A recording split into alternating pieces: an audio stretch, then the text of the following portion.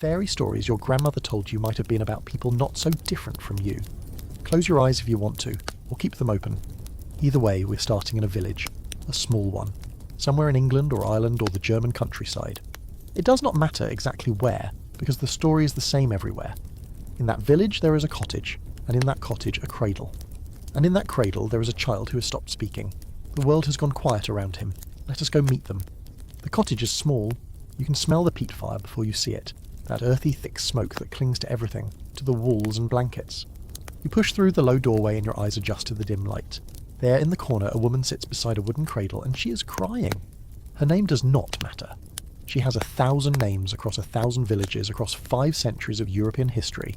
What matters is the child in the cradle. A boy of about 2.5. What matters is what the woman will tell you if you sit down beside her and simply ask what is wrong. He was fine, she says. He was a normal baby.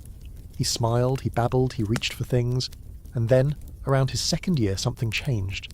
He stopped looking at her when she called his name. The words he had started to form, mama, dog, bread, disappeared like smoke into the air. He began to scream, not ordinary crying, but long, piercing shrieks that seemed to come from nowhere and could not be soothed by any comfort. He screams when she puts him in certain clothes.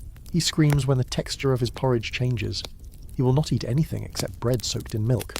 It must be the same bowl and the same spoon, and God help you if you give him a different spoon, because the screaming will not stop for an hour. He lines up stones.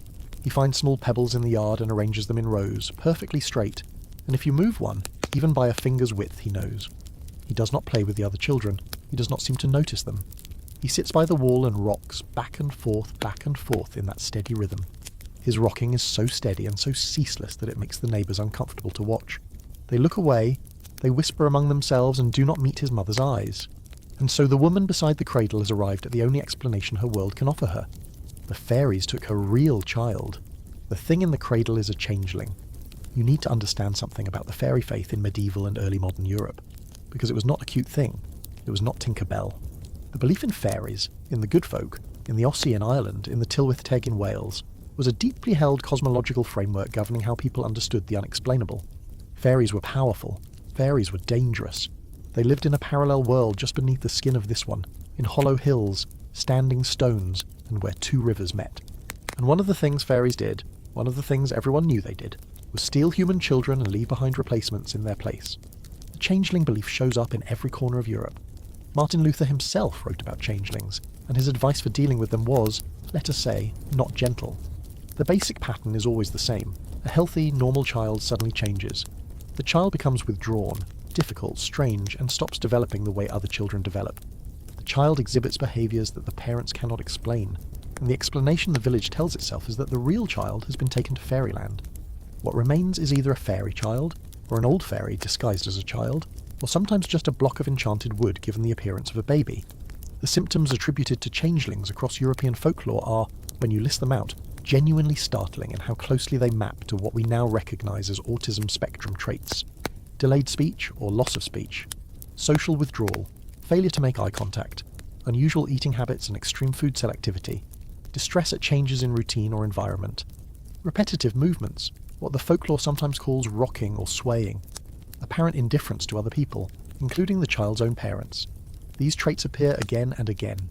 Unusual abilities in narrow areas. A changeling who could play music beautifully but could not dress itself. A changeling who could count anything but could not hold a conversation. And here is a quirky tidbit that will sit with you.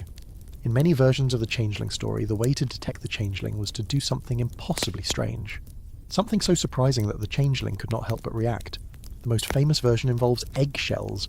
You fill them with water and set them on the fire, as if you are brewing beer in tiny, tiny pots.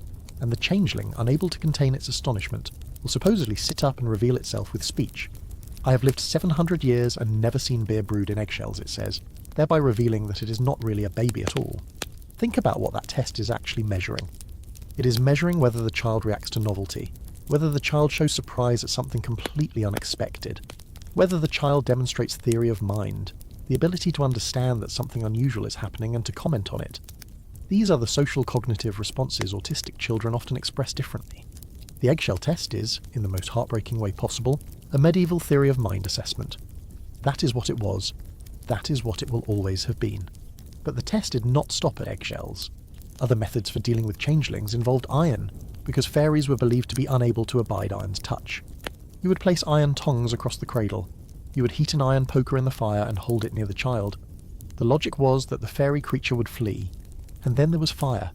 If the gentler methods failed, there were traditions across Ireland, Scotland, Wales and Germany that called for placing the changeling on a hot shovel, or holding the child over the fire, or leaving it out on a hillside overnight, exposed to the elements, so the fairies would take it back and return the human child. These were not always symbolic acts. Children died, children were burned, abandoned, drowned.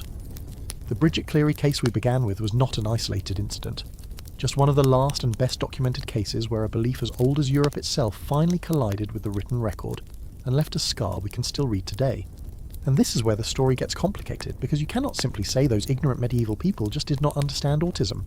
That reading is too simple, too clean. The reality is that medieval parents who believed their children had been taken by fairies were not stupid. They were terrified.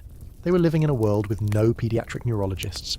No developmental screenings, no speech therapists, no occupational therapists, no understanding whatsoever of neurological variation. They had a child who had retreated into a world they could not reach.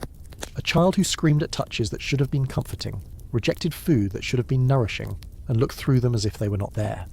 And they needed an explanation, because human beings always need an explanation. The fairy story was the one their culture gave them, and they took it. And here is something that cuts both ways, something historians still argue about fiercely. The changeling belief, as destructive as it could be, also sometimes functioned as a form of protection. If your child was a changeling, it was not your fault. Your bloodline was not cursed. You had not sinned.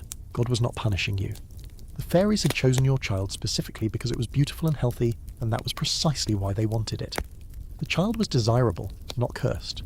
The changeling label could redirect blame away from the family and onto supernatural forces, which in a small medieval village where reputation was survival was no small thing. Some scholars argue the changeling belief actually preserved certain disabled children's lives by giving communities a framework where the child's differences were explicable and, in their way, meaningful. Others argue that this is a generous reading, and that the tests, the fire, the iron, the exposure on cold hillsides speak entirely and devastatingly for themselves. The truth, as always, lives somewhere in between, somewhere in the smoky light of that cottage where the woman sits beside the cradle and weeps, and the child rocks back and forth. Back and forth, in a rhythm that is ancient and unknowable and entirely his own. You sit with her for a moment. You cannot change anything. This is history. But you can notice, as you rise to leave, that the boy has arranged his pebbles in a perfect spiral on the floor, and that it is, in its strange way, beautiful. You step back out into the village. The air is cold, the stars are very bright, and somewhere, not far away, a bell is ringing. Follow it. The bell rings again, clearer now, pulling you forward through the cold dark toward whatever comes next in this long, strange history. The bell rings at midnight, and it rings at 3 in the morning, and it rings at 6, and at 9, and at noon, and at 3 in the afternoon, and at 6 in the evening, and once more at nightfall, 8 times a day, every week, every month, every year, for centuries. The bell does not care if you're tired. The bell does not care if you're sick. It rings regardless every time without mercy or pause. The bell does not care if it is Christmas, or if the plague is at the gate, or if the king has ridden up demanding hospitality. The bell rings, and when the bell rings, you move. You're walking up a muddy path toward a Benedictine monastery somewhere in Central Europe. It could be the 11th century, the 12th, or the 13th.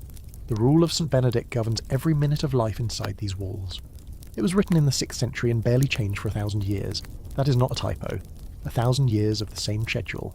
The same expectations, the same rhythm of prayer and work and silence. Imagine writing an employee handbook still followed word for word after 1,000 years. That is what Benedict of Nursia accomplished, and whether he knew it or not, he may have accidentally created one of the most autism-friendly environments in human history. Here is the schedule. You wake at midnight for matins, the longest prayer service of the day, psalms and readings in the dark while the world sleeps. Then you go back to bed briefly until 3 in the morning when the bell calls you to Lauds, then sleep again until prime at 6. Then terce at 9, then sext at noon, then none at 3. Prime at 6 marks the true beginning of the working day for every monk. Then vespers at 6, then compline at nightfall, the last prayer of the day, after which the great silence begins, and no one speaks until morning. Between prayer hours you work, you eat, you read. Everything happens at the same time every day, governed by the bell, structured down to the quarter hour. The Benedictine motto is ora et labora, pray